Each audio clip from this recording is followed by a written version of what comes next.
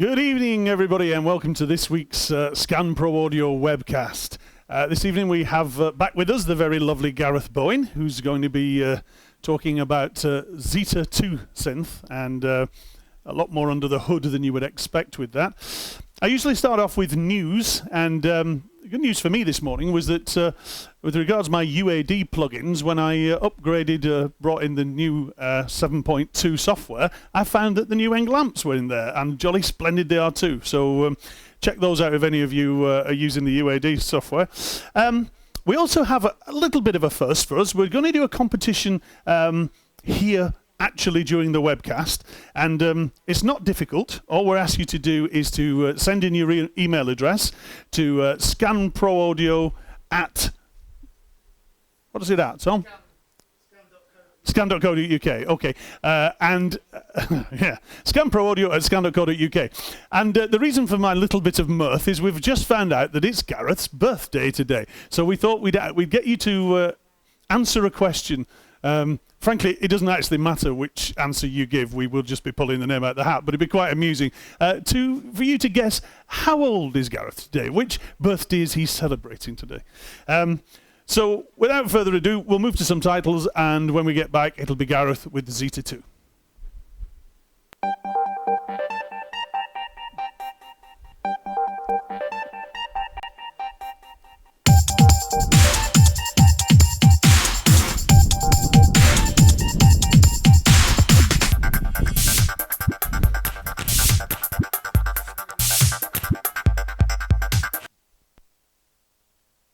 To be back at Scan, I'll give you a little clue. The number starts with a 2. And there's only one number after that. Okay, it's nice to be back. Today I'm at Scan to show Z3TA+2. Z3TA+2 is a really, really powerful software synth designed for PC and Mac, standalone or as a VST. I just wanted to say before I do anything that I'm using a Studio Capture purely just as an audio interface, and I'm using the Roland Gaia purely as a controller keyboard. I'm not using any outputs from it at all, but having the amount of different sliders and control knobs helps me when I'm using Z3TA+2. Back in 2002, the first Z3TA came out, and last year Z3TA+2 came out. With a very short period of time, it was voted top 10 in the top 10 of all software synths, but at a fraction of a price of other software synths. In fact, the street price of it is £79. So I'm going to get cracking on, and I'm going to show you all the different features that's on Z3TA+2. Starting off with just the presets that you've got. You have hundreds of presets on board.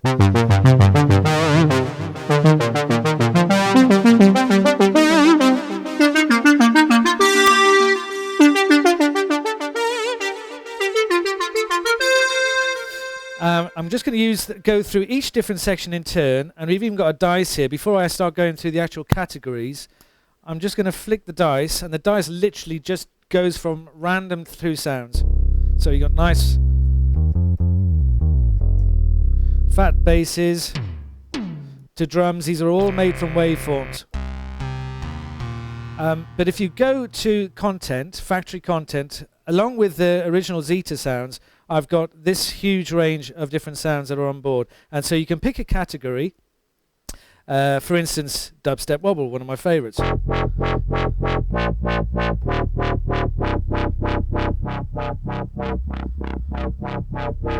You can see that I'm using the rate controlled switch on the Gaia, but that could be anything. And the way we do this is every single part, pretty much, of Z3TA+2, I can do MIDI learn. So, for instance, if I just wanted to do anything, before I show you how all these things work, if I just put on here, for instance, fold, and I go MIDI learn, I can pick any slider, and now that will control the fold for that particular sound. Or I can assign other ones to other sliders, which is, again, the reason why I'm using the Gaia.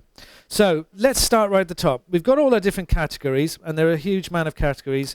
Synth solo sounds like...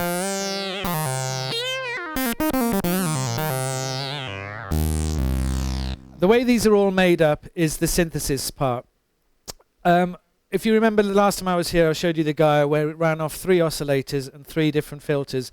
This is a completely different kind of system. It features subtractive synthesis, additive synthesis, PM and FM synthesis. So I'm going to explain how all of these work. There are 6 oscillators. That's 6 different waveforms that I can run at any one time.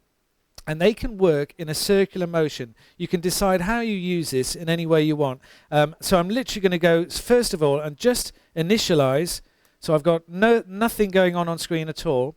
And then here, you can see at the top, we have our 6 different oscillators. So I'm going to use the first oscillator, and I'm going to pick a waveform.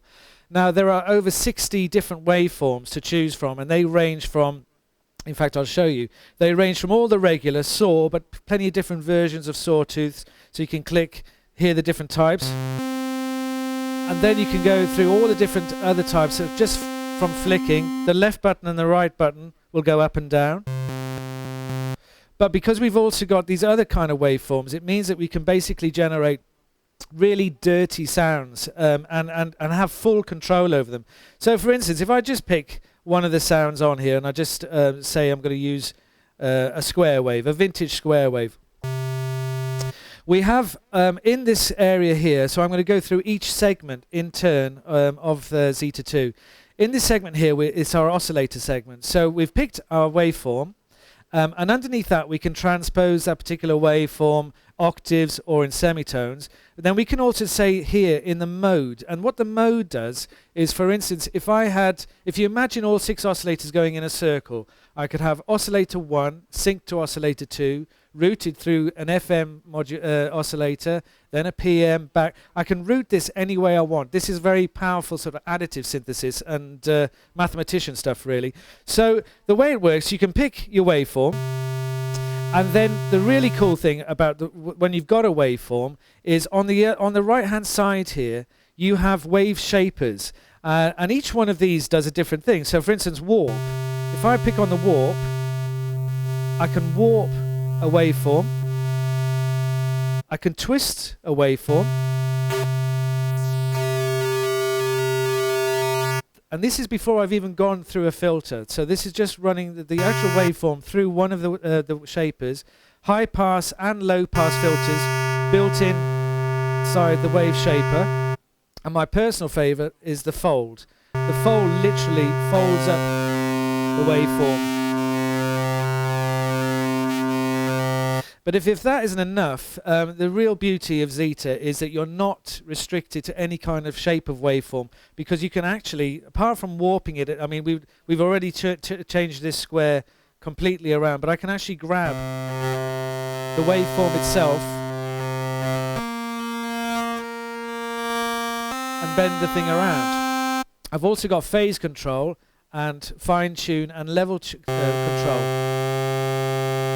And this is just one oscillator. So if we just say we'll stick to that oscillator and then come up here and add another one. There's 6 oscillators we can use in total.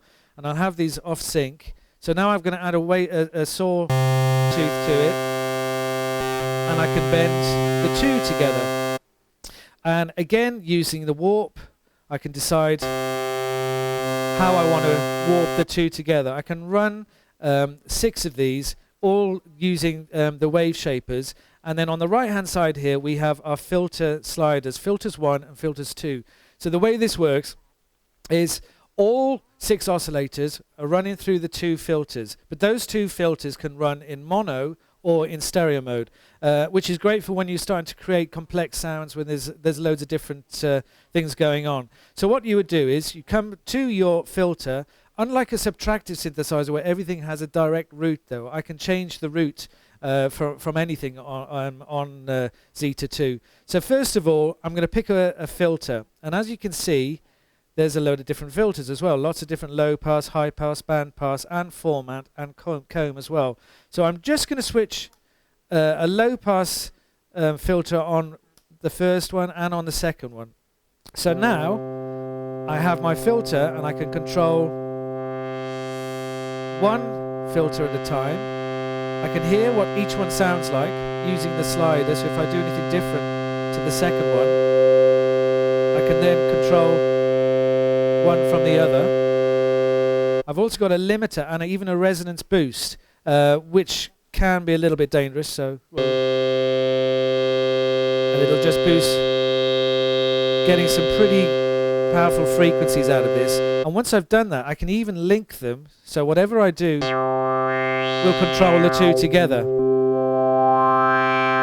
I've also got separation control, so I'll bring it down to the middle where we're hearing both oscillators.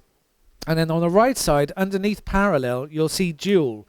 And what this is doing is basically creating a stereo image of the two filters, but in actual fact you're running 4 filters. So there's 2 identical filters for each one. So 4 in total. It sounds a little bit complicated, but basically each filter doubles. But you can't hear that, but you need that to get the nice stereo effect. And then obviously in the same section, I can then pan and control each one in parallel or double, and control the levels. So the filters on these are really quite clever, and the fact that they're running through, all 6 oscillators are running through them as well, gives me a lot of control. There's also another box in the oscillator section. Before I move on, I'm just going to play a couple of notes. In fact, I'm going to pick a sound on here. So let's pick like a synth sound.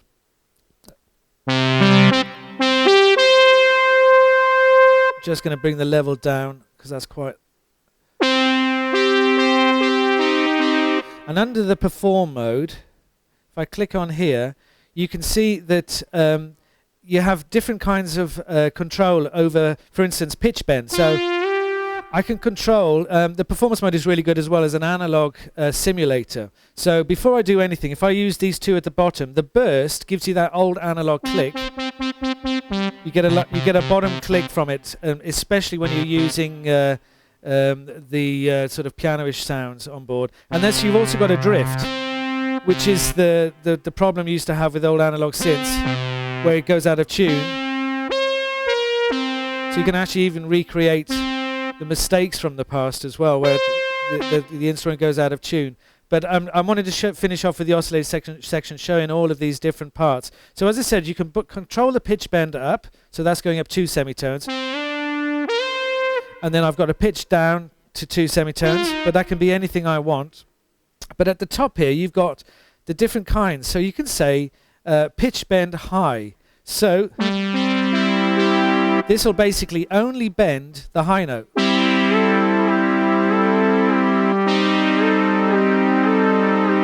And then I've got the same one again for low. This is quite good for creating solo sounds as well. So if you did want to use a polyphonic solo sound.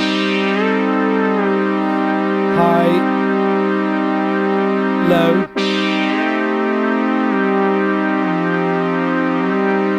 And then you can also decide what kind of chord you want it to do when you're doing the bend. So major, minor. And it's got melodic, pentatonic, there's various different types on. But that is under the oscillator section. And then also in the oscillator section, we have this thing called a joystick enable. I'm going to come on to things like that when it comes down to my matrix. But basically what the joystick enable does is it allows me to assign any parameter to a joystick, so I can actually use it instead of using another control or whatever. I can use a joystick to do that, and it's quite cool for doing various other things like portamento, etc. as well. So coming back to our oscillator and our filters, I'm just going to pick out a different sound to work on here. In fact, what I'm going to do is initialize, so as we come straight back to, I'm going to show some more of the sounds in a short while, because there are literally hundreds on board. But I just wanted to show the different sections first. So back to our sawtooth, we come down to our filters. So we're going to switch the filters back on. And then I'm going to come to my envelopes. There are 8 different envelopes within Z3TA+2, 6 normal ones plus the amp and pitch, etc. But the difference between these and, for instance, the Gaia is I can actually shape these in a different way. So if I picked a tone, I'm just going to use my normal ADSR, so attack, so I can get this, as I showed you with the Gaia, it's the same principle, but on the left-hand side here, I can actually change this curve of each different segment. So I can change the curve for the attack, and then I can also put in quite big steep drops into the tone itself, and I can actually grab it if I want to, and then you can hear the drops and everything, and I can change those, the slope of those as well.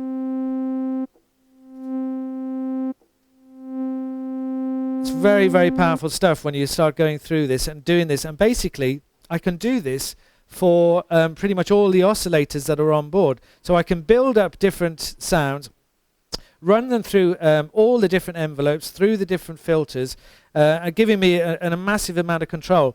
There are two main sections of Z3TA+2, and that's this section we're seeing now, and also the effects section. So I'm going to use the effects in a short while, but it's just to tell you that there are the two main sections that are on here are synth editing, synth creation, and effects. So let's come back to our factory content here and just run through a few more of the different sounds, and you can see now I'm going to grab some of these waveforms and change them around while it's playing.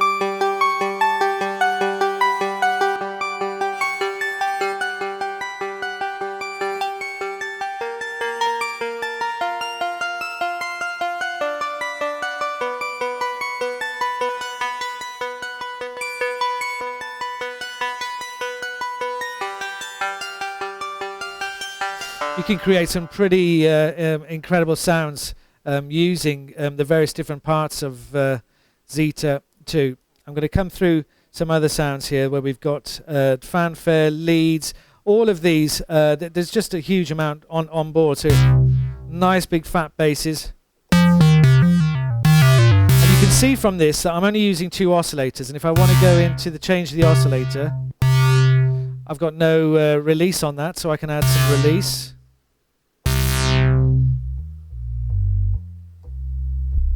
I don't know if you can hear on whatever systems you're on how low that's going, but you've got some incredible frequencies running through there.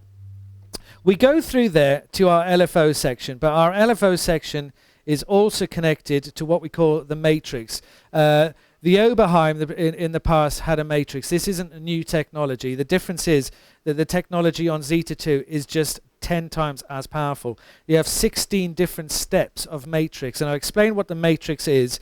You can see down here we have our matrix, but what I'm going to do is start off with nothing and build up, and we create our LFOs, our low frequency oscillation. For those who didn't know or didn't see the last thing about subtractive synthesis, low frequency oscillation is basically where you've got the low part of the C affecting the waveform itself. So you're hearing the highest part of the the LFO. So I'm going to format this back down to a raw waveform again. This time I'm going to put a square waveform on, which is a great thing again for if you were to do dubstep. So I'll pick a square waveform. I'll put it through a low pass filter again. I'm just using the very first one that's on there, so I'll just come to 12 on there, 12 dB. Give it some resonance. A little bit of cutoff. And then I'm going to come straight down to, I'm going to leave the envelopes alone for now. I'm going to come down and decide what LFO I want to put. There are 6 LFOs for the entire tone. So if you imagine those 6 oscillators, they make up one tone, and there are 6 different LFOs. The first 4 will automatically all sync together. So whatever you can keep adding different LFOs to create quite big sounds, really. So if we just start off with one, each LFO has 2 LFOs, so each one is made up of 2, and you can choose the waveform. Again, you've got a long a list of different types of waveforms, so I'm going to use any kind of waveform on here. We'll just use an obvious square because you can hear it much clearer than others that are on there. We get nothing so far. We've also got time morph, but the reason we've got nothing is because we're routing this through the matrix. And the way we do this now is where this synthesizer becomes extremely flexible.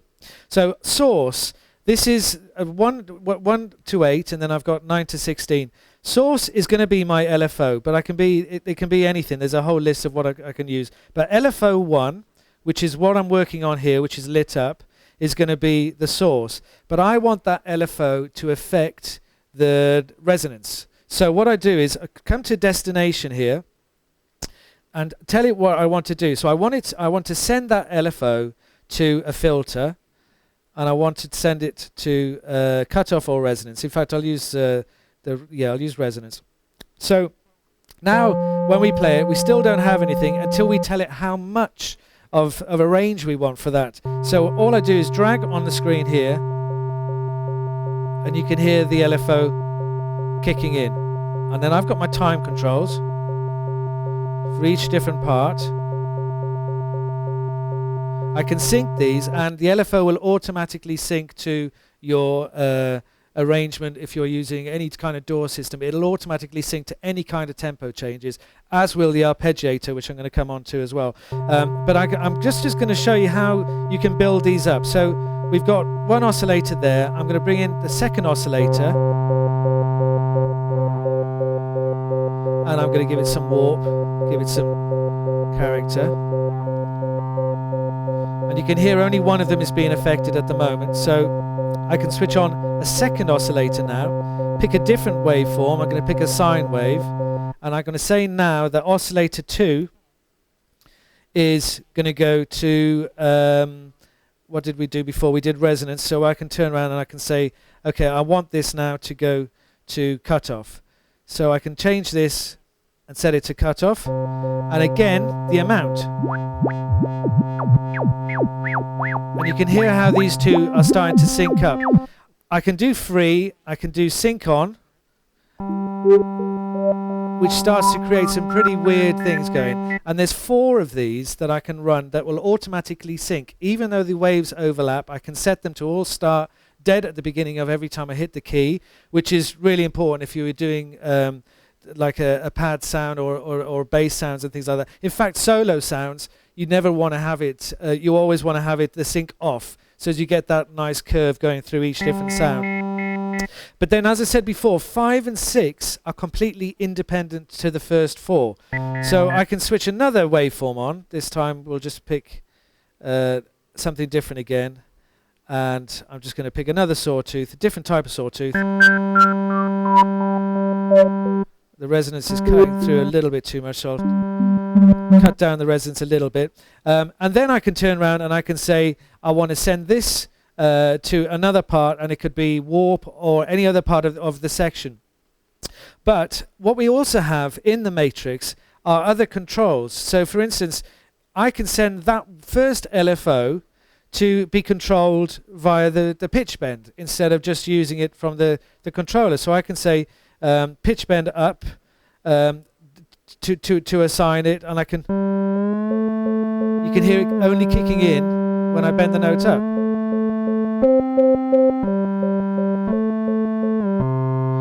I've also got delay, fade in, and offset. So the LFO section is really quite powerful, and just the fact that I can do all of these different sections and literally route anything around that I want to send to a different area, the same way as I can route anything on Zeta to one of the controllers here. So now let's just try our fold. So we've got our fold there, and this time it's going to fold all 4 of them.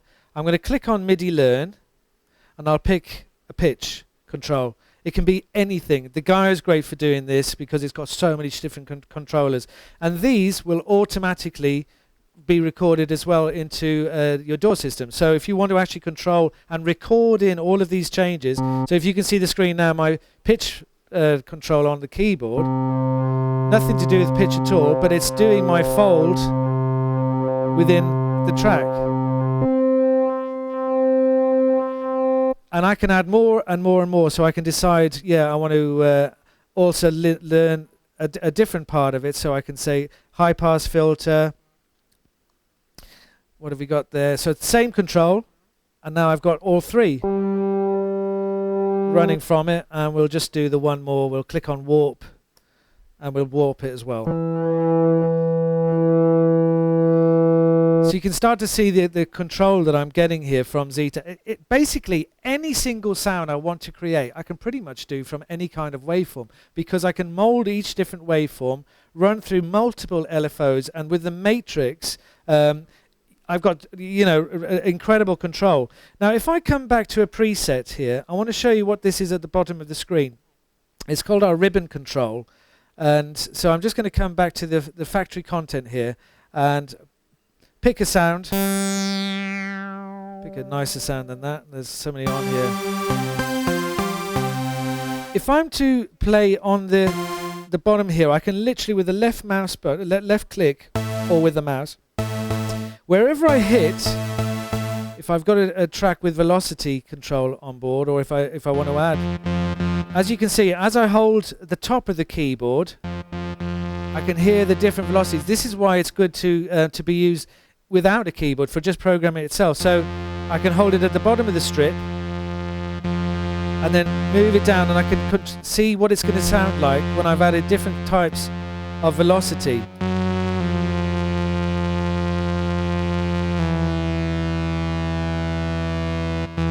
Running through each different type. One thing I didn't say about the LFOs, which is important, is not only have you got so many controls already on there, you can actually import your own LFOs as well, as you can with the arpeggiator. So the track I started off with, if I click on arpeggiators here, I can pick any arpeggiator, and what I'm going to do is switch over, and you can see the second part down here where our matrix would be. Let's see if I can...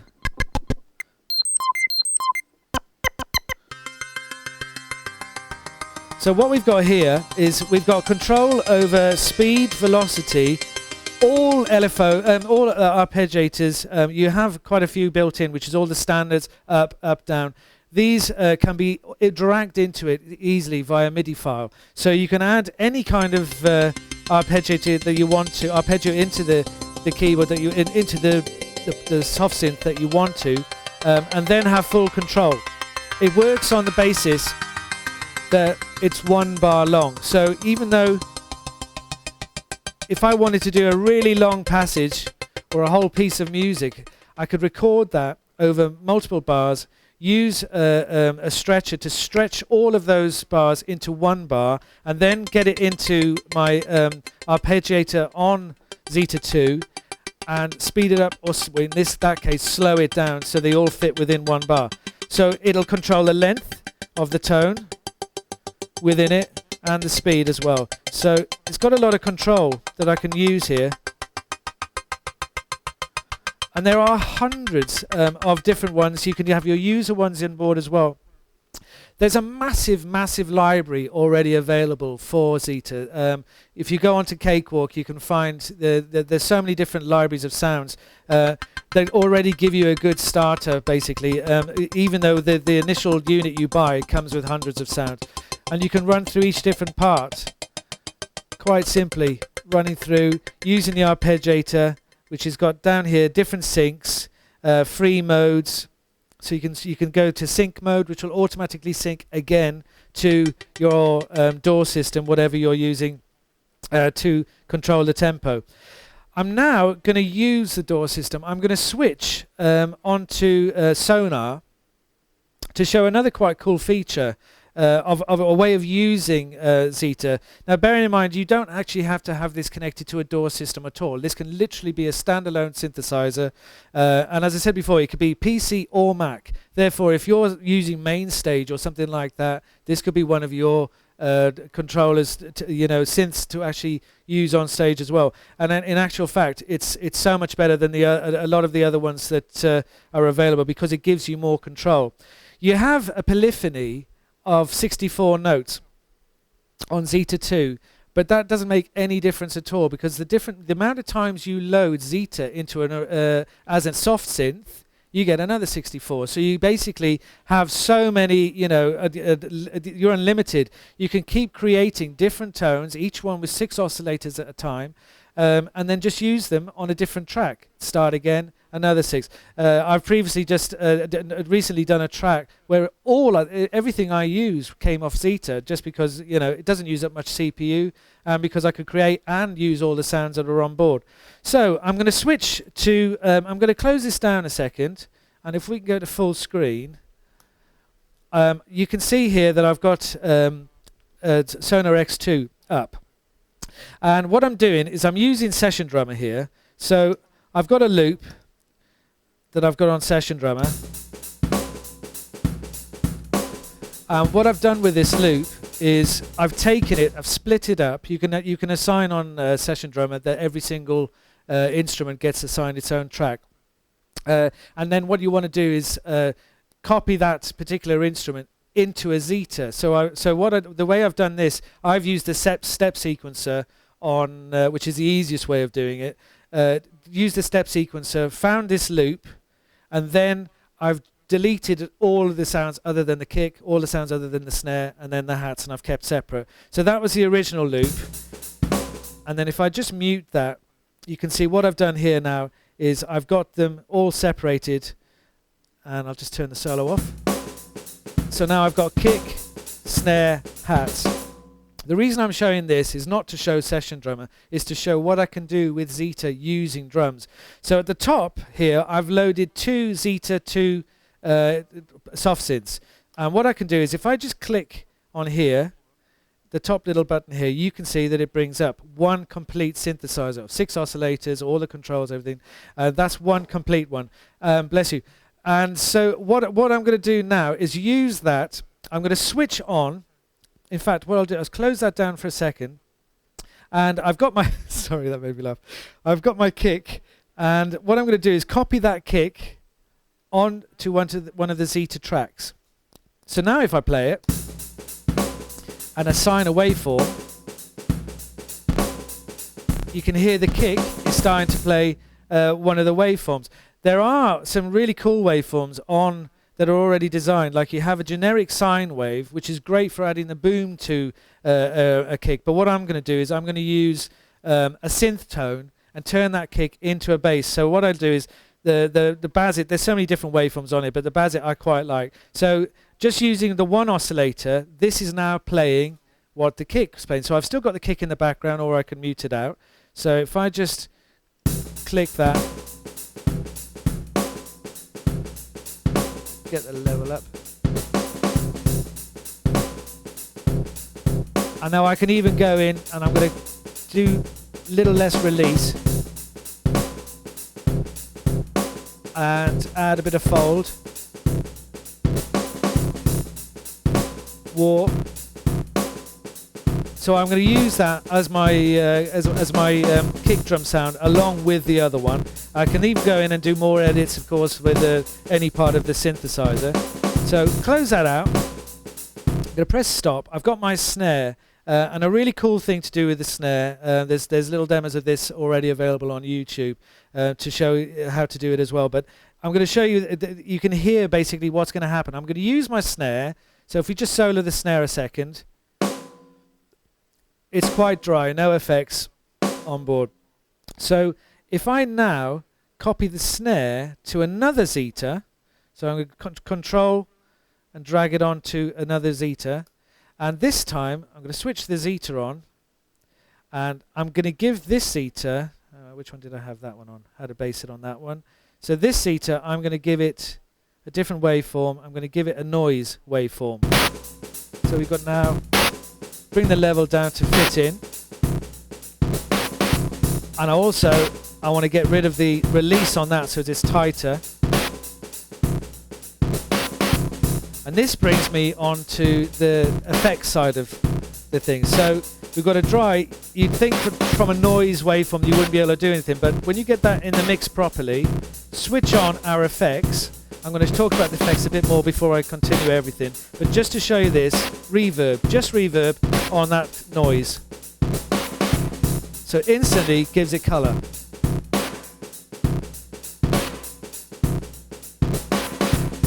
And then I'm going to show you a few more of these effects before I come back to that track.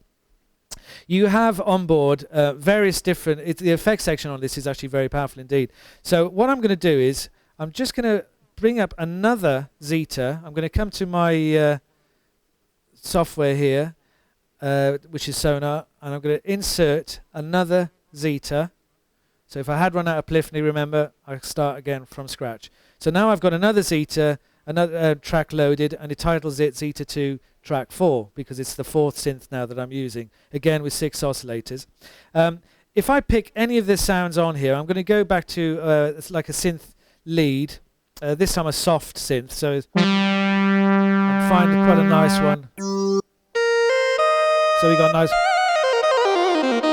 nice one there. And then switch over to my effects, and we can see what's happening on this already. We've got a reverb and we've got an EQ. So the EQ's down here. As I said, this is very powerful. You can control so much. EQ. And then say we wanted to use modulation. I can click on the left side here. All the different types of choruses, flanger, phaser. So I'll use a phaser. So get the level up.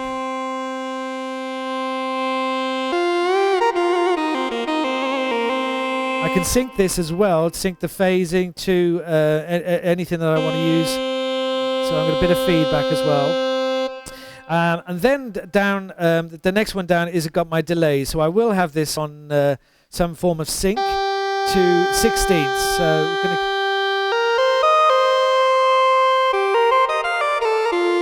EQ on it as well to stereo delay.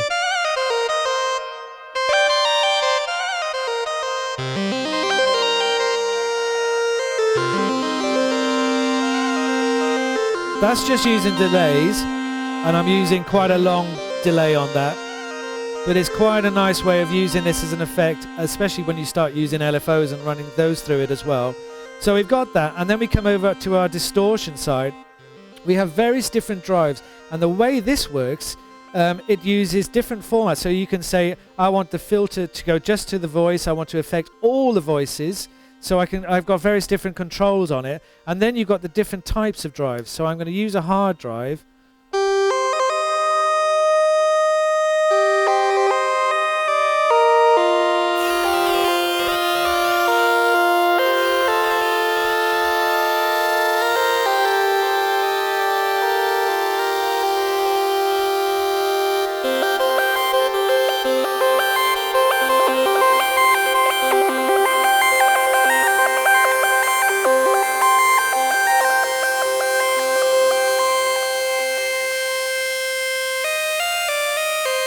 Switching off the delay and coming back, and we have compressors as well. So, and then in the bottom right hand corner here we have our little box which is showing us basically what the parameters that I'm using. The polyphony, if you were to run out of polyphony, you can actually assign the polyphony to certain oscillators. So you can say this oscillator, if I had a pad sound or something, and I wanted the strings never to cut out, I can assign the polyphony to that particular sound. If it was built up of 6 oscillators and I'm using loads of different processes going through it, I can assign how I want to do it, and it'll also tell me what the limit is. So I can say I only want the polyphony to be 1 on a solo sound above a pad. So we've got all our different effects there running through as well, and you can also run how you route them. So you can pick up the effect and you say I want it to go to the delay before the modulation. So you can run any different rate that you want to do. Go to reverb first.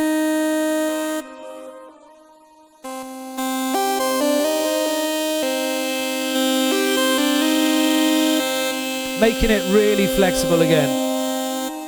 So let's come back to our arrangement. What I've done is on the arrangement, of course, I've just used the drums here, and I'm going to finish off showing you basically how I'm using all 3 of these together and adding to it, which is a really cool way of doing it. You know, this is why I said you really only need the one good soft synth, which Z2 is.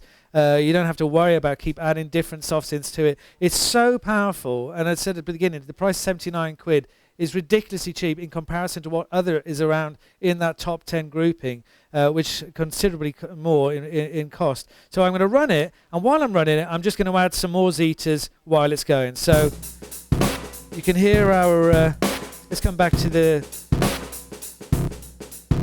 snare one. I just want to adjust the reverb a bit more on that. I'm going to pick a different reverb, in fact, make it a bit bigger. And the first sound, the first zeta that I used, I'm also going to come to effects, give it a bit more bottom end.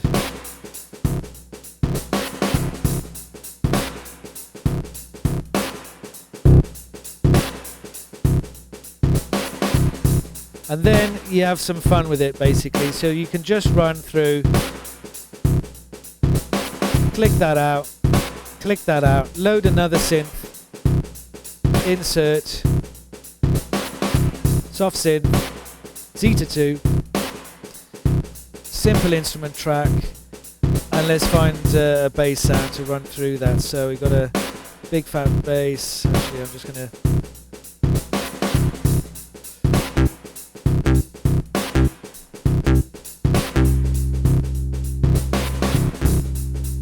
get the level up for it, and we're away basically to run through, click on our record track, and we're ready to go.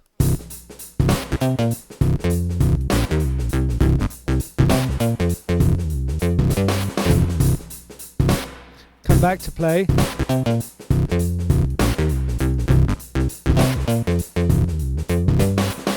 And we keep adding and adding. So I'm going to go now to insert another track. And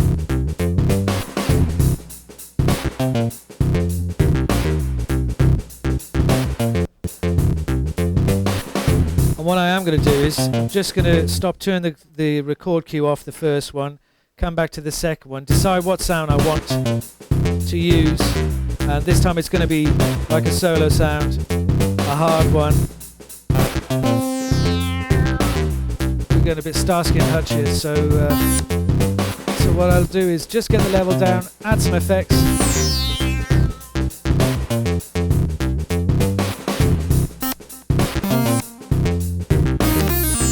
and we just drop in that as well.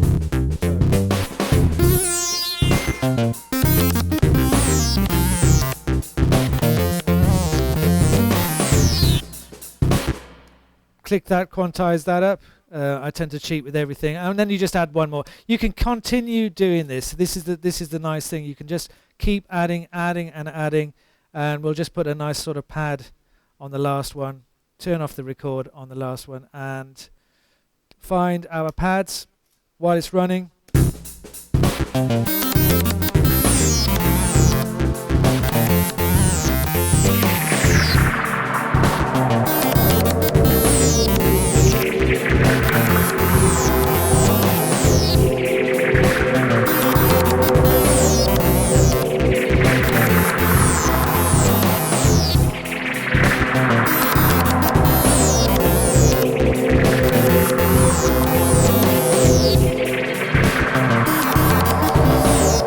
So there we go, we can keep adding to it, and as I said before, all the modulation that I'm doing with pitch bend, anything that I use that I've assigned, all the different 16 wave shapers, I can actually assign to any controllers. I can write those into the memory as well.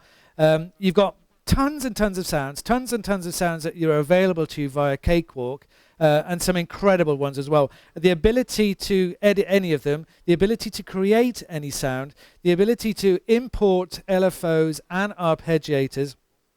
And then when you come to the spec, as I said, with polyphony, it doesn't matter. You can just keep on going. You'll only need one synth, software synth, and to do all of this editing, and that's the Z3TA+2. Is there any questions on Z3TA+2? Have I covered everything? Well, looks like you covered everything. We don't have any questions from the chat room, so. Oh well, let's go. Anyway, so it's worth checking this out online and having a play around with it. And then the competition, obviously, on my birth date and age. And as I said, just start with the one. Thank you very much, Scan.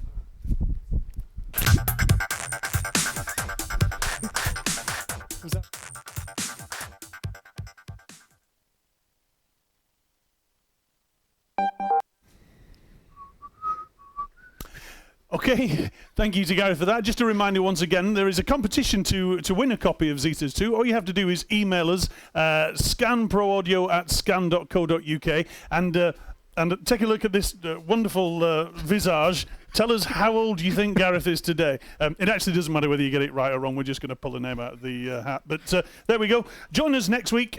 We have SE, and I think from all of us here, thanks again. Bye-bye.